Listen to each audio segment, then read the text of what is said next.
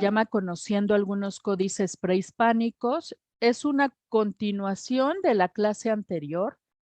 La clase anterior, la verdad es que pues solamente revisamos un códice, que fue el códice Nutal, y en la clase de hoy pues revisaremos algunos otros. Ya no me detendré tantísimo en uno solo para que alcancemos a ver la mayoría de ellos. Entonces estamos viendo aquí en la portada la imagen, la lámina de un códice. Aquí pueden ver el dibujo, los colores. En este caso es un códice maya. Vemos los números mayas, la escritura maya. Y bueno, para recordatorio, los códices son libros manuscritos que fueron muy usados por los gobernantes y sacerdotes del México prehispánico. Fueron elaborados por artistas, por especialistas, escribas, tlacuilos, quienes escribían pintando. Por ahí leí en algún lugar que los códices eran como pinturas murales, pero en chiquito, y que al tener un soporte y pigmentos, debían tratarse con mucho respeto y cuidado, porque al igual que la pintura mural, se puede fragmentar, descarapelar muy fácil. Entonces, la pintura es muy importante en los códices. A través de la escritura pintada, que incluso aquí pueden ver en la portadita, que hay números en rojo y números en negro. O sea, usan el color para diferenciar. Ya les estaré explicando por qué hacen esto. Entonces, a través de esta escritura pintada, registraban los principales acontecimientos históricos, genealógicos, religiosos, militares, sociales, cronológicos y astronómicos. Las distintas culturas mesoamericanas fueron civilizaciones desarrolladas en varios campos, tanto en agricultura, en astronomía, en la ciencia, eh, lo cual se demuestra a través de las manifestaciones artísticas, incluidos los códices, que han perdurado hasta nuestros días. Son pocos los códices prehispánicos que se conservan actualmente. La mayoría fueron destruidos de forma generalizada a lo largo de toda a partir de la conquista española y durante todo el periodo colonial. Es decir, no solamente se destruyeron códices en el siglo XVI, sino que también se destruyeron en el siglo XVII y XVIII. Al principio se hicieron quemas de las casas donde estaban los códices, los amoxcali, se quemaba todo con todo dentro. Hagan de cuenta que las bibliotecas fueron quemadas, pero después con la Inquisición todo aquel que poseyera un códice se veía en problemas. Entonces había denuncias y era todo un problema, así que se fueron destruyendo. Por lo tanto, estos son los códices prehispánicos que sobreviven hasta hoy en día. Entonces, hasta ahorita, estos 15 códices son los que perduraron. 3 mayas, que son el Códice Dresde, el Códice Madrid, el Códice París, de los cuales ya les hablaré más adelante. 5 que están catalogados como el grupo Borgia, que son el Códice Laúd, Borgia, Vaticano B, Cospi y Feyerabad Mayer. Estos 5 códices son los más estudiados. Hay libros que tratan específicamente con cada uno de estos códices. Luego tenemos los códices mexicas, que son 2, el borbónico y el tonalámatl de Obán. Y también tenemos los códices mixtecas, que son pues de Oaxaca, de los cuales pues nada más revisamos el códice Nutal en la clase pasada. Se supone que íbamos a verlos todos. Hoy terminaremos de verlos de manera general. Los otros son el Becker colombino, el Bodley, el Selden y el Vindobonense. Entonces, quienes elaboraban estos códices, estos libros manuscritos, eran especialistas y por el estudio que se ha hecho en cada uno de ellos, se ha visto que participaban varias personas en su elaboración. Estaban los que preparaban el papel amate o la piel de venado curtida, estaban los que preparaban la imprimatura blanca, que era la que todos los códices tienen esa imprimatura, pero hay diferencia en el tipo de cal, el tipo de yeso, en las calcitas que se utilizaban, dependía de la región y de la época. Luego estaban los que elaboraban las tintas con las que se pintaban estos códices. Eran especialistas específicos en hacer el azul maya, por ejemplo, en hacer los amarillos, en hacer los rojos. Después estaban los que diseñaban las hojas, porque vamos a ver que hay diferencias. En esta parte, ¿no? Donde estamos viendo el grupo oaxaqueño, podemos ver que hay muchas figuras en estas páginas, pero resulta que estos códices se pintaban al derecho y al revés. Pongan ustedes que tenían la piel de venado ya tratada y le ponían la imprimatura por ambos lados. Y entonces era el lado 1 o lado anverso y el lado 2 o lado reverso. Y se pintaban en distintas épocas. Entonces puede ser que uno de los códices, como es el caso del códice nutal, tuviera un estilo en el lado 1 y otro estilo en el lado 2. Pero digamos que de manera general comparten ciertas características que por eso pues ha facilitado el estudio, ¿no? Y vemos un diseño, aunque hay diferencias en el diseño. Entonces, en el grupo Oaxaca podemos ver que utilizaban líneas rojas, verticales y horizontales para ir guiando la lectura.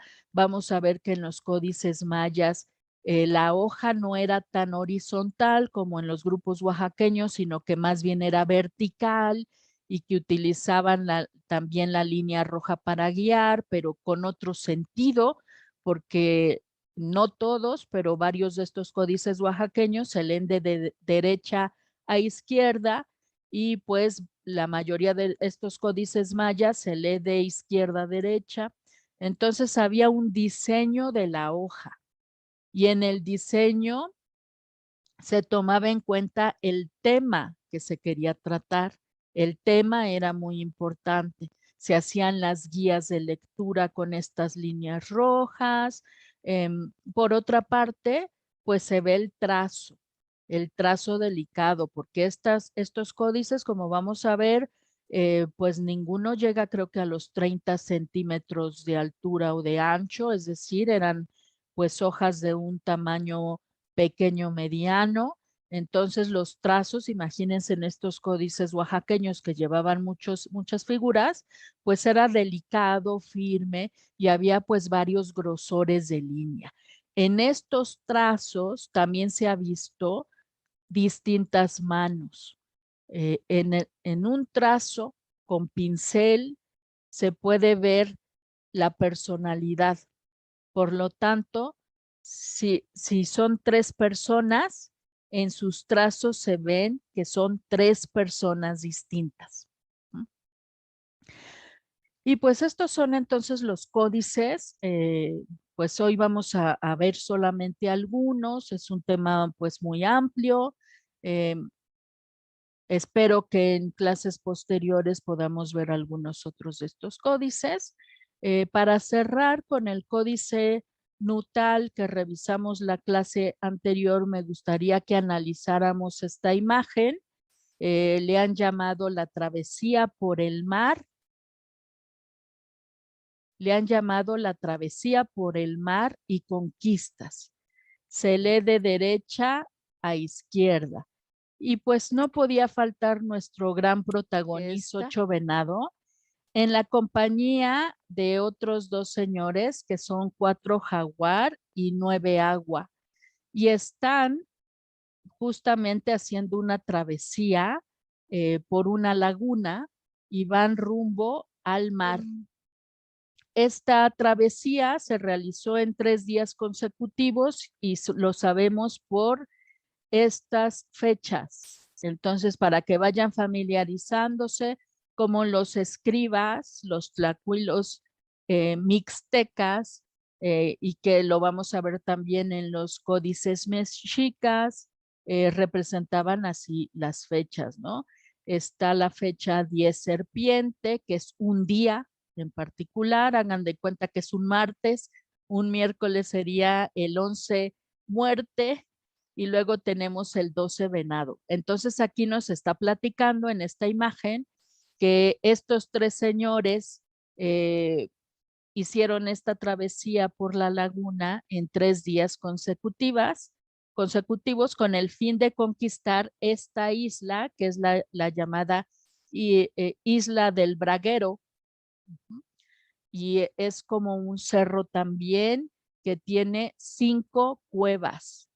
Y fíjense cómo, pues nosotros tenemos la idea de la cueva, un espacio muy amplio, muy grande, y aquí el artista lo representa nada más con estos 5 signos, que para los sacerdotes, los gobernantes, que iban a ver este códice, a los cuales estaba destinado este códice, iban a entender muy bien que estos 3 señores, que al ser grandes señores, tenían el mismo tamaño que esta isla que tenía un gran cerro, tenía 5 cuevas, ¿no?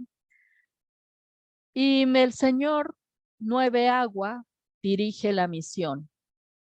Aquí no viene el nombre de los señores, pero como esta es una de las láminas últimas, es la lámina 75, se supone que el sacerdote espectador de este códice ya reconocía por los atavíos, por la vestimenta, a 8 venado, que tiene una nariguera en turquesa, y también reconocía a 4 jaguar por la nariguera en media luna y el penacho, ¿no? Entonces ya no es necesario o no consideraron necesario poner los nombres en esta ocasión.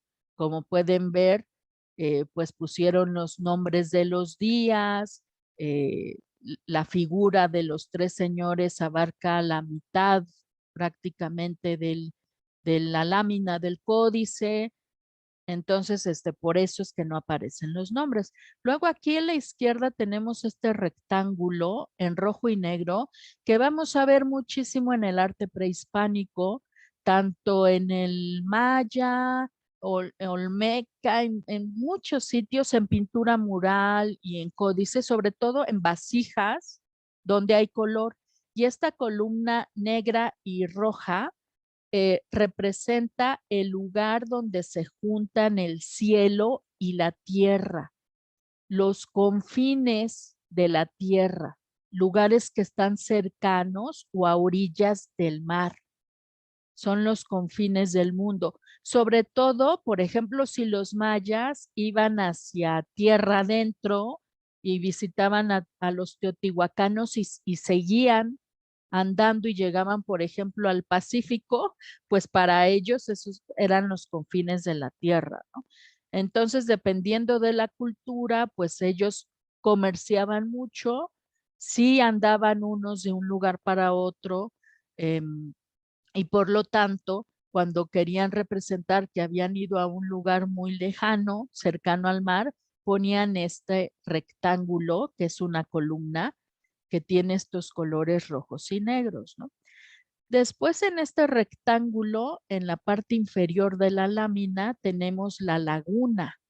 Y ahí pueden ver cómo está representado un cocodrilo, un pez, un caracol, una serpiente de agua que está enrollada y una almeja. Los artistas o el artista representó con la misma importancia al cerro, los nombres de los días, la figura humana y los animales. Entonces aquí estamos viendo todo esto representado. Vemos muchas formas geométricas. Vemos los rectángulos, ya sea verticales, como esta columna, u horizontales, como la laguna. Vemos también ángulos. Aquí, por ejemplo, se forma un ángulo, está el cielo en un rectángulo y luego esta columna forma un ángulo. Podemos ver también los ángulos aquí en los números de los días. Vemos círculos en cada uno de los días, puntos aquí en la decoración del caracol. Vemos curvas como aquí en el cerro, espirales, ajá, en la forma del caracol, en la forma en el nombre del lugar, que la isla, como les decía, se llama el lugar del Braguero. Entonces esto tiene que ver con el nombre. Vemos entonces elementos verticales, horizontales, en ángulo, en curva, en espiral. Vemos la figura humana que prácticamente no la podemos apreciar en detalle porque llevan vestimenta, pero sí alcanzamos a ver los pies, las pantorrillas, la cara y las manos y partes del brazo. Vemos los animales también. Entonces, dentro de este análisis, pues vemos que es muy característico de los códices prehispánicos el fondo blanco. Ujú. Vemos que utilizan los números y las imágenes para narrar la historia. Vemos que representan arriba y abajo. Vean cómo la canoa en la que van, pues es muy pequeñita, es del tamaño del pez.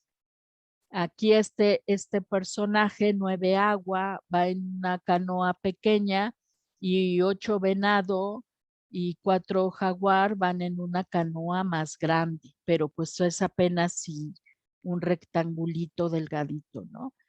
Entonces, como pueden ver, cada una de las láminas de los códices se puede analizar y conforme se va descifrando y traduciendo la escritura de los códices, se complementa muy bien la interpretación y el goce estético de las obras. Aquí ya estamos viendo otro códice mixteca. Es el códice Vindobonensis. Se interrumpe la línea roja, quiere decir que ahí prosigue el relato, ¿ven? Entonces vamos aquí de arriba a abajo, luego a esta imagen central que está aquí representada a la derecha para que la vean con mayor detenimiento, va hacia arriba, luego a izquierda y abajo. Ven que es una línea sinuosa la que debemos seguir para poder leer este códice. El Códice Vindobonensis encierra un relato mítico prehispánico que abarca desde la aparición de los dioses creadores hasta el ordenamiento del mundo tras la fundación de numerosos lugares en la geografía sagrada de la región mixteca. Así como habíamos visto en la clase anterior, cada uno de los lugares que son narrados en los códices fueron fundados y era importante resaltar quién fue el fundador, con quién se casó, cuál fue el linaje de la señora con la que se casó ese gobernante, qué hijos tuvieron, qué hazañas tuvieron los hijos, si se casaron los hijos, si esos hijos fundaron otros lugares. Y luego, si esos hijos se casaron, ya fuera hombre o mujer, los esposos, cuál era el linaje de esos esposos. Y entonces en estos códices de la Mixteca vemos bien justificada toda la genealogía y cómo fueron fundados todos estos lugares. Eso se registró. Además de eso, vienen calendarios, rituales, y como aquí, el árbol primordial. El árbol primordial y que vamos a encontrar en muchas mitologías prehispánicas y bueno, y de otras culturas también, ¿eh? No crean que solamente en América. Es el lugar, es el árbol a partir del cual nace el ser humano y varios dioses. Entonces, en cada lugar hay un mito de un árbol sagrado, de un árbol madre. ¿M?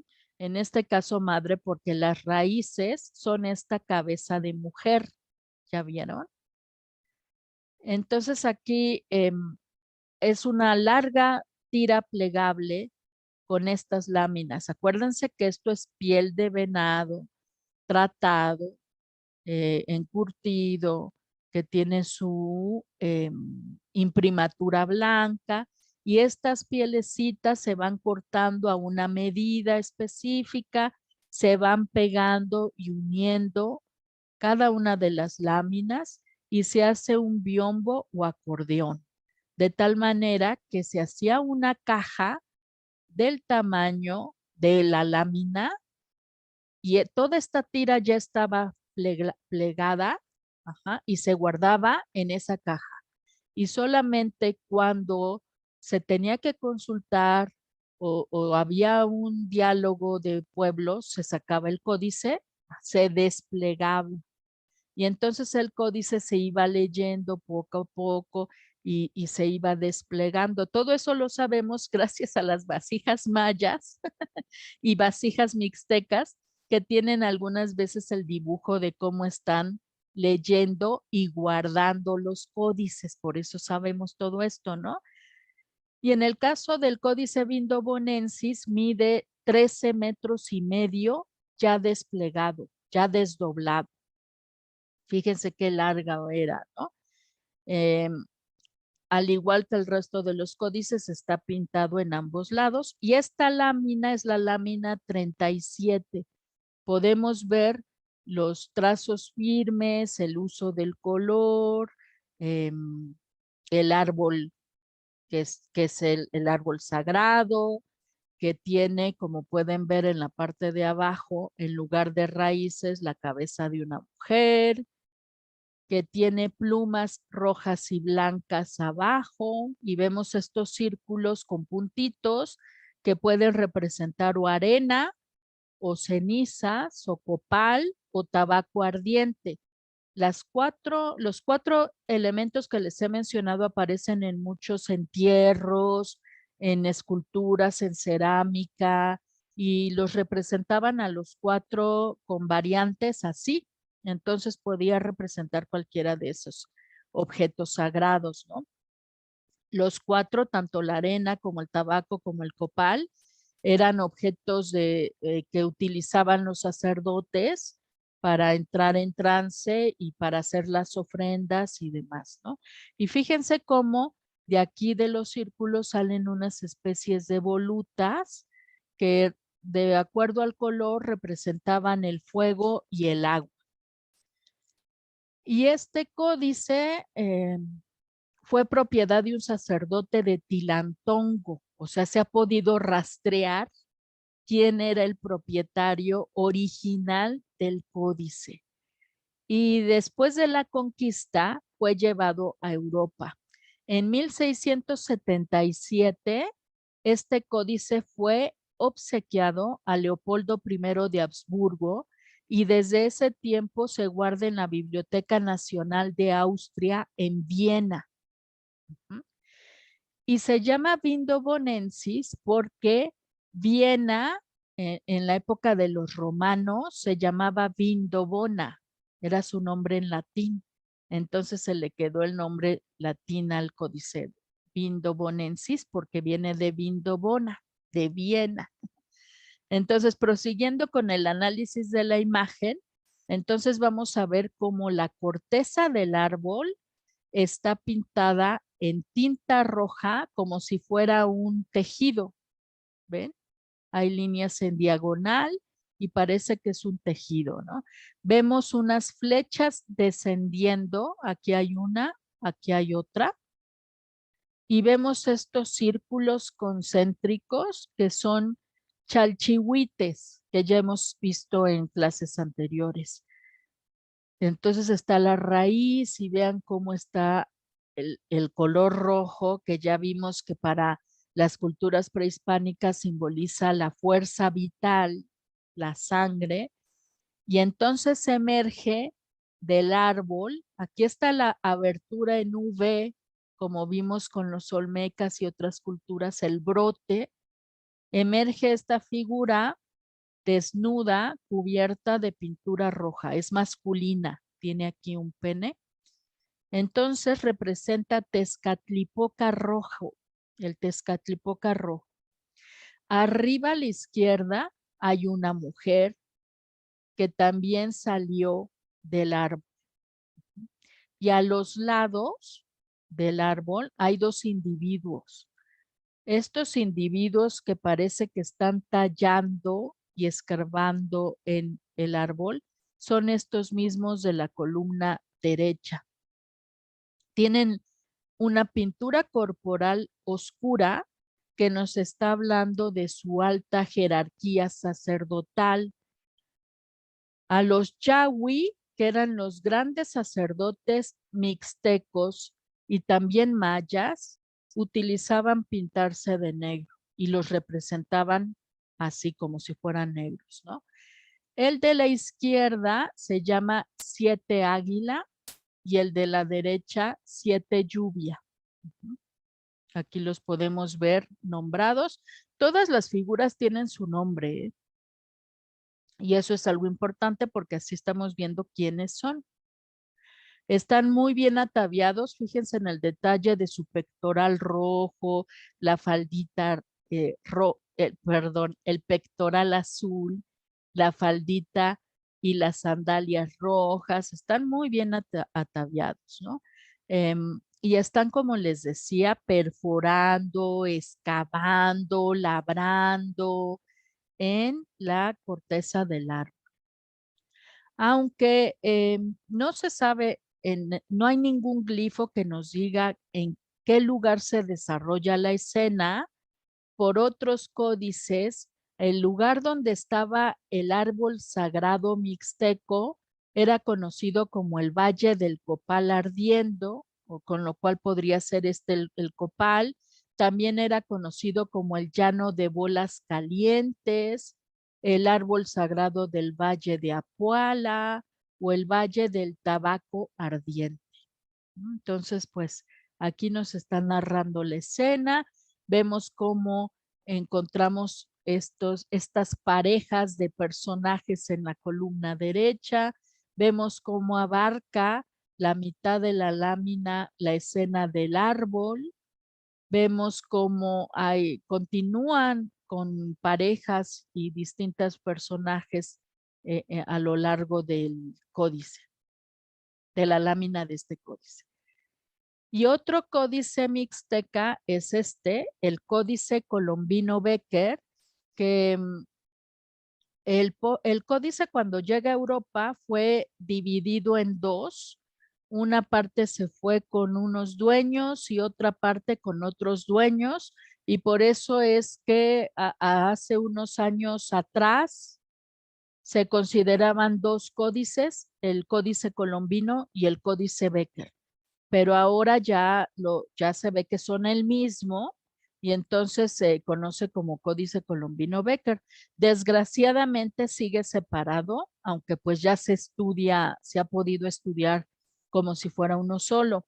El Códice Becker se encuentra, la partecita Becker, se encuentra en el Museo de Etnología de Viena, Austria, y la parte colombino se encuentra en la biblioteca del Museo Nacional de Antropología e Historia. Está elaborado en piel de venado, como los otros códices que hemos visto. En el caso del códice colombino, que ha sido muy estudiado porque está en México, desplegado mide 6 metros. Las láminas, que esto solamente es un fragmentito de una lámina. La lámina mide 25 por 19 centímetros de alto.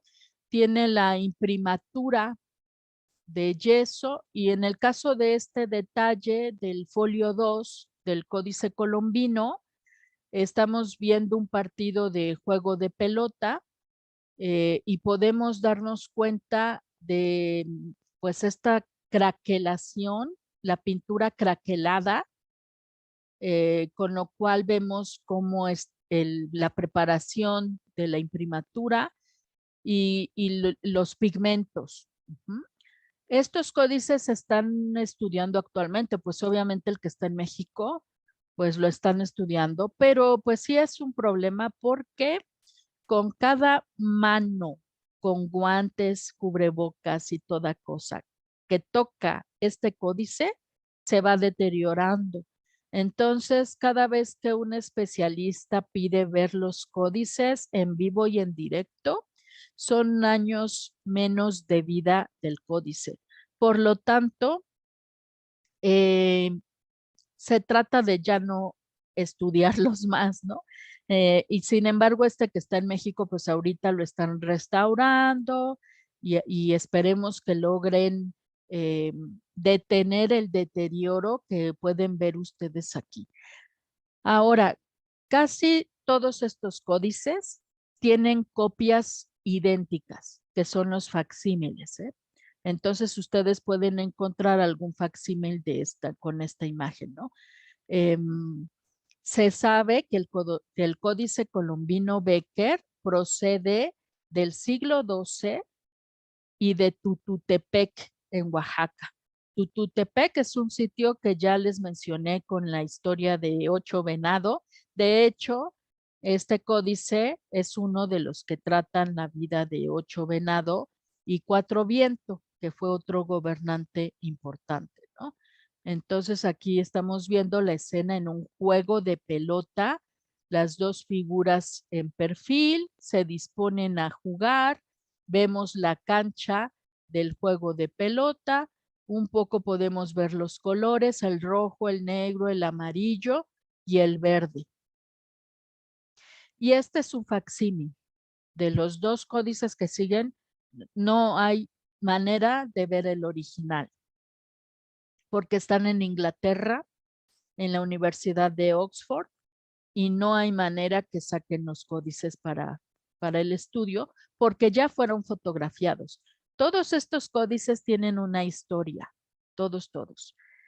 Desde quién fue, por ejemplo, el propietario, si se sabe o no, cómo llegaron a Europa. La mayoría de ellos llegaron como obsequios para el rey de España, pero no todos llegaron a las manos del rey, o el mismo rey lo obsequió a alguien, o fueron robados de las colecciones reales. Y entonces todos tienen historia, pero lo que a nosotros nos interesa es que la mayoría de ellos en el siglo XIX fueron copiados, se hicieron los famosos facsímiles. Un facsímil es una copia o reproducción exacta o casi idéntica de un libro, de un códice. Este es un facsímil del Códice Bodley. Entonces, aunque ya no podemos tener ese goce y esa sensación de verlo craquelado y el color, sí podemos ver la línea, el dibujo, la historia, la disposición. Por ejemplo, aquí en el Códice Bodley, si se fijan, vemos que las líneas guías que nos llevan a la lectura son horizontales. Ajá. Y continuaba dos láminas. Aquí estamos viendo solo una lámina. Esta imagen que iba de izquierda a derecha continuaba en la lámina 2 y ya se subía hacia esta segunda banda. Esta es su primera banda, segunda banda.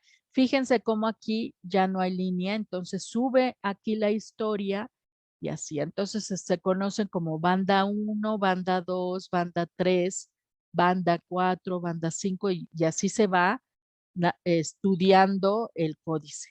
Entonces, como les decía, el códice Bodley, el original, que ya no se puede ver, está en la Universidad de Oxford y llegó ahí desde el año 1603. Empieza a leerse de abajo hacia arriba. Las líneas rojas, como les dije, son horizontales, nos van guiando. Y lo que estamos viendo en este códice son una serie de matrimonios y que nos están hablando sobre la genealogía de los gobernantes. Según Alfonso Caso, que fue un gran especialista, un antropólogo, arqueólogo especialista en los mixtecas, en las culturas de Oaxaca, el Códice Bodley muestra la principal línea de descendencia de la Casa Real de Tilantongo y su relación con Teozacualco, que son lugares que ya les he mencionado en la clase anterior, y también explica fragmentos de la vida de la estrella de la clase pasada, que fue el gobernante, el señor Ocho Venado Garra de Jaguar. Entonces aquí vemos parejas que se están casando y que van teniendo descendencia, ¿no? Entonces vemos cómo en particular en este códice, en esta copia, nos están dejando ver que hubo una predominancia de colores rojos, ¿no? Y que le daban importancia a los lugares, que son estos rectángulos, al señor y a la señora que se casaban y a las descendencias, a los hijos. Cuántos hijos tuvieron y luego ellos con quienes se casaron, es lo que les estaba platicando del códice anterior. Y este es el códice Selden, es el último que vamos a ver, de los mixtecas, ya vimos todos ellos, son 5. El códice Selden, que también es conocido como el Códice Añute, también está en la Universidad de Oxford en Inglaterra y tampoco se puede ver ya. Ya está bien protegido y ni el más especialista, yo creo que solamente dejarían a la reina ver el original y aún así, como son los conservadores restauradores, quién sabe, ¿no? Entonces, este códice Selden también nos platica de matrimonios y demás, ¿no? Estamos viendo que aquí en la parte inferior, donde dice el 56, que, bueno, estos códices ya cada uno, hay libros, ¿eh? Ya hay un libro del códice Selden, hay revistas, y ahí por eso pueden ver los numeritos, les van platicando, ¿no? Entonces aquí inicia siempre abajo. Estamos viendo esta lámina y esto que ven aquí a la izquierda es el detalle de esta parte que está en la parte superior derecha, ¿no? Entonces la lectura empieza aquí a la izquierda, aunque vemos aquí estas huellecitas. Eh, Son 4 bandas y empieza por la inferior. Siempre estamos viendo al señor Once Pedernal casándose con la señora Tres Jaguar en Jaltepec, que es un lugar muy importante o era importante en la Mixteca. Jaltepec lo representan como un cerro con sus líneas diagonales y está coronado por unas serpientes entrelazadas. Fíjense aquí qué lindos los escribas que nos van orientando para seguir hacia arriba y la línea roja hace un doblez como si le estuviéramos dando vuelta a la página. Y entonces acá, fíjense cómo estos personajes se están señalando. Siempre que vean a una parejita señalándose es que se están casando. Ujú. Entonces aquí estamos viendo que se están casando el señor 13 Viento y la señora 12 Lluvia. Y ellos tuvieron como hijo a 9 Lagarto, que aparece hasta acá, ¿no? Entonces aquí va platicando que se casaron, que de dónde venía cada uno, el hijo. Luego pasamos a la banda 3, donde estamos viendo a la señora 9 Terremoto casándose con el señor 7 Lagarto. Y aquí continúa la historia en este acercamiento, que ya lo vemos aquí, ¿ven? Aquí continúa con el señor 9 Casa vestido como sacerdote Yahweh.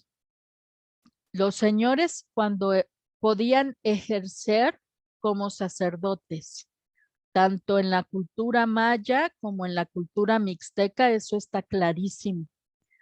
Hacían ofrendas, se iban a cuevas, hacían sacrificios, entraban en trance.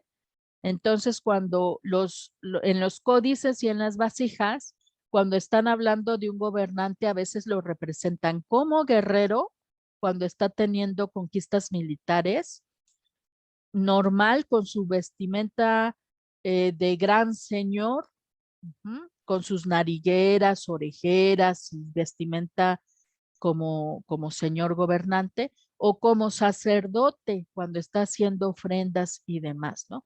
Entonces aquí está en su carácter de sacerdote este señor Nueve Casa, está haciendo una ofrenda de tabaco a este sitio que es la cueva Río de Arena. Ajá, entonces, esta es una cueva y fíjense cómo representan la cueva con un techito, pero con un espacio eh, no cerrado, pero vemos las líneas diagonales del lugar, del cerro tierra. Vemos también cómo para representar el agua, fíjense, la tierra son líneas rectas y el agua líneas onduladas. ¿Mm? Y también vemos ya en la parte superior otro sitio, ya es en la banda 4, que es el río de la serpiente torcida. Aquí está la serpiente torcida. Es un río, vemos las líneas onduladas en diagonales y este río está coronado por un jaguar, por un coyote, por un sacerdote y por un águila. Luego, este sitio a la izquierda vemos un cerro, la colina de las flechas, vemos la fecha 7 pedernal y el día 12 muerte. Entonces aquí estamos viendo cómo nos están explicando, ¿no? Los matrimonios, los lugares. Y este códice, como les digo, pues está al igual que el códice Bodley en la biblioteca de la Universidad de Oxford. En este caso, el códice Selden perteneció al jurista inglés John Selden, quien al morir dejó toda su colección de libros manuscritos a la Universidad de Oxford. Y se cree que este códice en particular, el Selden, se elaboró estando ya los españoles, pero que no tenía ninguna influencia española. Y se cree que este códice se hizo para dirimir un pleito de disputa sobre un pueblo y que se elaboró en 1556. El pueblo que estaba en disputa se llamaba Zahuatlán, está representando en el códice. Entonces este códice se hizo para mostrar quién era el verdadero propietario, qué linaje era el propietario de ese pueblo. Hasta ahorita eso es lo que se ha podido investigar sobre este códice Selden. Y luego tenemos los códices mayas, que son tres: el códice Dresde, el códice París y el códice Madrid. El códice Grolier pues surgió por ahí de los años 70, que era original, lo han estado estudiando mucho, está el debate sobre su autenticidad, aunque varios investigadores muy reconocidos, varios estudiosos de los códices dicen que no es verdadero, ¿no? De todas maneras está resguardado en México y pues se le están haciendo los estudios pertinentes. Pero pues si nos vamos a las fuentes que más saben, son tres los códices mayas que han perdurado. Aquí les presento el códice Dresde. De entrada pueden ver cómo las láminas son más verticales que horizontales. Vemos, resalta el color, el famoso azul maya, el rojo, el verde. resaltan los números mayas que son de puntitos y rayitas, acuérdense. Un número es un puntito, 5 es una rayita y el 0 es una concha. Y también de entrada resaltan los jeroglíficos, la escritura maya.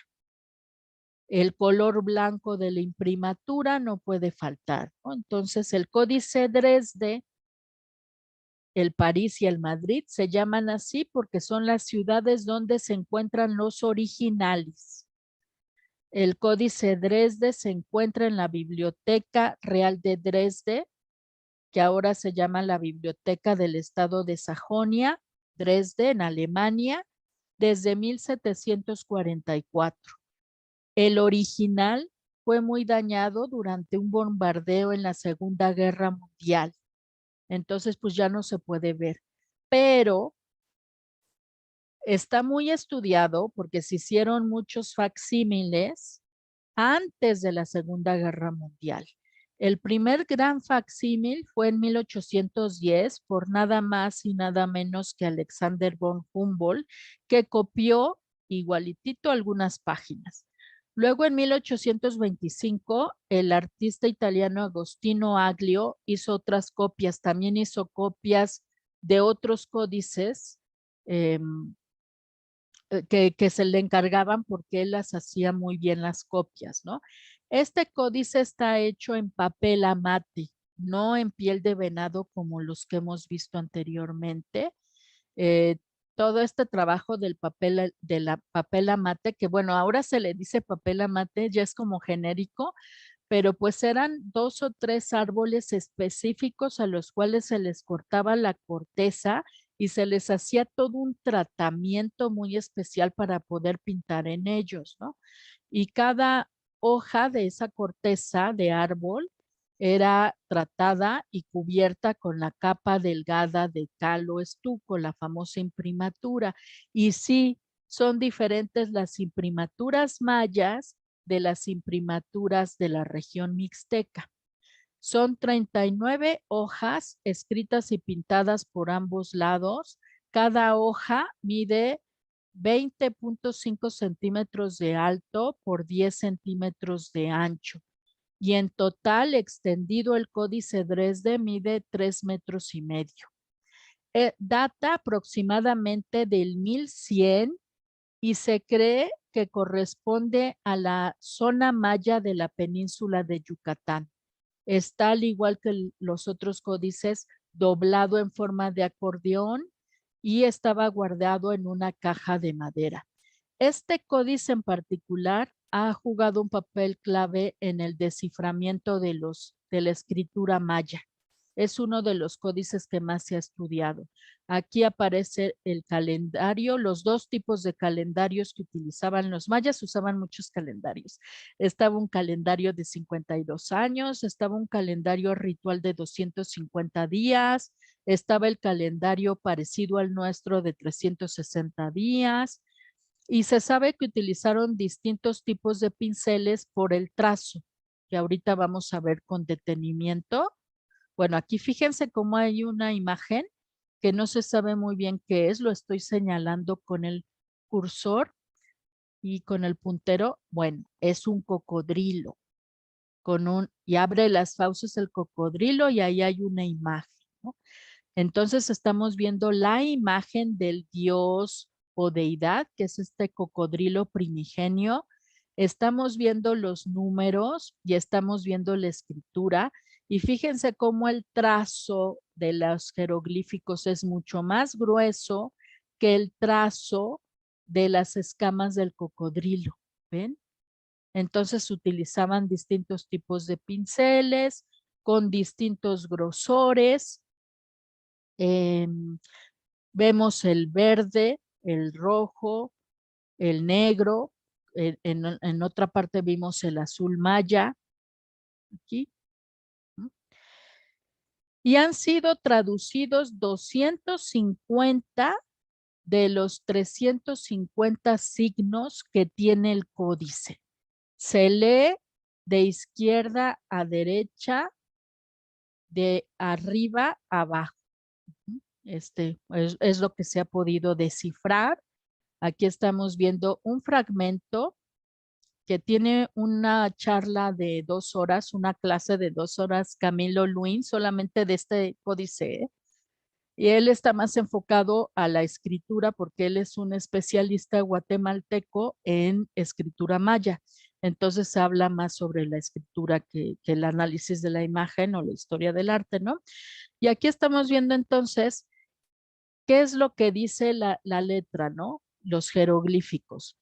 Dicen que esto es un pronóstico fatídico, porque esto de una vez les voy platicando. Los 3 códices mayas hablan de augurios, y eran usados por los sacerdotes como para saber sobre el mal tiempo, cuándo es buena época para sembrar, cuándo puede llover mucho, como es este caso de truenos y todo.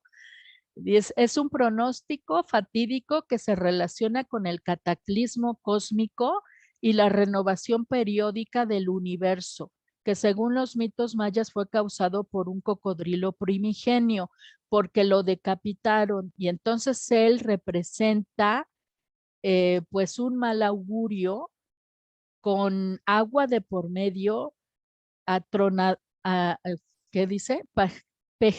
Pejcaj, fue atronado, retumbar o rugir. Y el cocodrilo está relacionado con la lluvia. Entonces esto tiene que ver con truenos y ya saben, ¿no? Mucha lluvia. Vemos entonces en los códices mayas la imagen de los dioses que hacen los augurios ahí escritos y las fechas en las que van a pasar. En color rojo son del calendario ritual y en color negro son las fechas comunes del calendario común y corriente de 360 días. Entonces, déjenme mover aquí. Viene la traducción. Cada uno de estos jeroglíficos ya viene su sonido. Kimil, Yamil, Chamal, Kas, Umuj, Lobal, Katik, Etuk, que quiere decir el dios A, Kimil, es mortandad, ruin, es como pregunta. Es su anuncio malo, castigo por fuego. Esto lo utilizaban los sacerdotes, acuérdense. Ajá. Entonces aquí pueden ver cómo está la imagen del jeroglífico, digamos que está enmarcado en una línea gruesa y los detalles de la cabeza del signo de la escritura están pintados con un pincel más detallado. Y hay varios tipos de escritura maya. Hay una escritura como esta que vemos aquí que son cabezas y hay otra escritura que ya son como símbolos, que ya se pueden traducir muy bien. Entonces aquí estamos viendo desdoblado el códice Dresde. No es el original, pero da una idea. Es un facsímil y lo enseñan cómo se ve desdoblado, ¿no? Contiene tablas astronómicas, astrológicas, horarios rituales, instrucciones sobre ceremonias, descripciones de lugares asociados con la deidad de la lluvia, ¿no? Entonces, vemos aquí otra página, otra lámina. Acuérdense que son como 3 partes y cada una de estas partes es una lámina. Ajá. Aquí vemos que hay 3. 1, 2, 3. Entonces, cada fragmento lo han estudiado. Este es un fragmento de la página 13B. Le ponen A, B, C. Entonces, este es 13B. Varios dioses hacen su pronóstico comiendo tamales. La importancia del tamal. Aquí lo podemos ver perfectamente con los mayas, ¿no? Entonces aquí dice en rojo. Umak wak chamay kimil chamal. La comida del dios de la muerte está mal. El augurio es mortandad o muerte. Aquí viene traducido la comida del dios del maíz, como el que vimos en el que me platicaban de los videos que compartimos, ¿no? Que fue encontrada la cabeza en Palenque. La comida del dios del maíz está mal, el augurio es sucesión o descendencia. Y luego que aquí viene como se diría, umak wah la comida del dios C está mal, el augurio es mucha comida. Entonces, aunque ya se ha podido descifrar que es el dios de la muerte, que es el dios del maíz, todavía en el arte maya, en la historia del arte maya, todavía van a encontrar que a muchos dioses les ponen el dios A, el dios B y el dios C, porque por ahí de 1905, un estudioso se dio cuenta que en varias vasijas se repetía mucho una imagen, digamos esta imagen, y entonces decía, bueno, a esta imagen que tiene cabeza de cráneo, que parece una calavera, que tiene este tipo de penacho, le voy a poner el dios A en lo que desciframos cómo se llama. Y a este le vamos a poner el dios B. Entonces así hay con todo el alfabeto dioses y ahora ya se ha visto que, bueno, ya se ha descubierto, ¿no? Que ese dios A en realidad es el dios de la muerte, por ejemplo. Entonces, por eso es que van a ver que a muchos dioses todavía se les conoce con una letra, como aquí, el dios C, porque no se sabe todavía cómo se llama. Y aquí rápido tenemos el Códice Madrid, ya estamos en la hora. El Códice Madrid también es conocido como el Códice Trocortesiano, consta de dos partes que han sido separadas, se encuentra en el Museo de América de Madrid, es decir, está en Madrid, en España. Se han hecho muchos facsímiles desde el siglo XIX de este códice, ya no se puede ver a menos que, híjole, te vaya muy bien. Lo han estudiado muchísimo este códice. Pertenece a la fase tardía de la escritura maya al posclásico. Parece que fueron varios los escribas, los artistas que lo hicieron. Está hecho en papel amate, doblado como biombo, recubierto con su imprimatura blanca de calcita, cuidadosamente pintado, extendido, mide 6 metros 82 centímetros.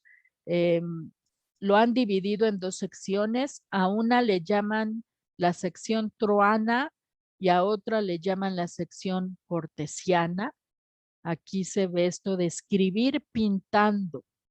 Entonces pueden ver cómo está la imagen de la serpiente, la imagen de las deidades, imágenes de animales, la escritura donde se narran los augurios, las escenas adivinatorias y las fechas. Entonces pues delimitaban el espacio, cómo iba a ir, siempre va a haber líneas rojas que nos van guiando por la lectura.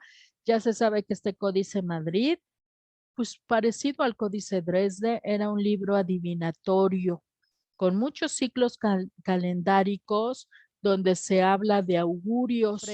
Vemos el texto jeroglífico, el texto numérico y las imágenes de los dioses, que representan casi siempre actitudes que tienen que ver con la agricultura, con la petición de lluvia o que deje de llover, la apicultura, la caza, la guerra, los sacrificios. Entonces, esta imagen del Códice Madrid es de las más conocidas por el uso del color azul, porque viene mezclada la imagen con los jeroglíficos. Ajá. Y aquí pueden ver, pues, cómo está la réplica, la copia en el Museo América de Madrid, cómo lo pueden ver en un vidrio, y así ven ambos lados, que obviamente los dos lados están pintando. Y aquí estamos viendo también de ese códice un pedacito para que vean. Esta es la ceremonia de purificación de agua que hacían las parteras a los niñitos recién nacidos. Se les purificaba con agua y le cuidaban la mollera. Ajá. Entonces vean cómo le dan mucha importancia a las manos, a los pies. Y estamos viendo en grande una partecita que va muy pequeña. Ajá. Y para terminar, pues aquí está el Códice París, que ya está muy mal.